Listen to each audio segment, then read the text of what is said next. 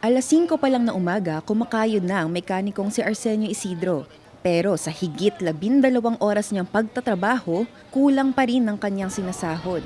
Kaya napipilitan siyang humanap ng iba pang pagkakakitaan. Una kong sideline is pag nag-out ako sa trabaho, naghahanap ako ng book sa Lalamove.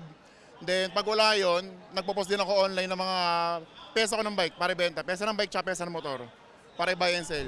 Ang Batanggenyo namang magsasaka na si Archie Cabali sa pagko-construction kumakapit para madagdagan ng kita. At kahit palay ang tanim nila ng kanyang ama, bigas pa rin ng isa sa pinakamalaki nilang gastusin. Baba po ngayon ang presyo ng palay. Mahirap po, sobrang init. Tapos uuwi ka pagod. Oras na? Alas 10, uuwi ka ng gabi. Ang akin po siya sahod ay sound traction ay 550. Noong Hulyo, nadagdagan na 50 piso ang minimum wage sa Metro Manila, kaya nasa 658 hanggang 695 pesos na ito depende sa uri ng trabaho. Pero sa ibang mga rehiyon, mas mababa pa rin ang pasahod kahit pa nagkaroon din ng aumento. Kaya kaisa sina Isidro at Cabali sa libo-libong manggagawang nagmarcha ngayong Labor Day, Mayo 1, para igiit ang dagdag sahod at mas maayos na kalagayan sa trabaho. Mula Welcome Rotonda sa Quezon City hanggang Menjola sa Maynila, nagtipon ng iba't ibang sektor ng manggagawa. Pangunahin nilang isinisigaw, dagdag sahod at mas mataas na buwis para sa pinakamayayaman.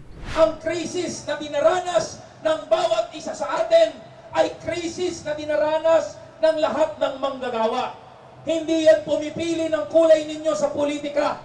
Ayon sa Department of Labor and Employment, 16 na petisyon para sa wage hike ang natanggap nito ngayong linggo, lahat sa National Capital Region.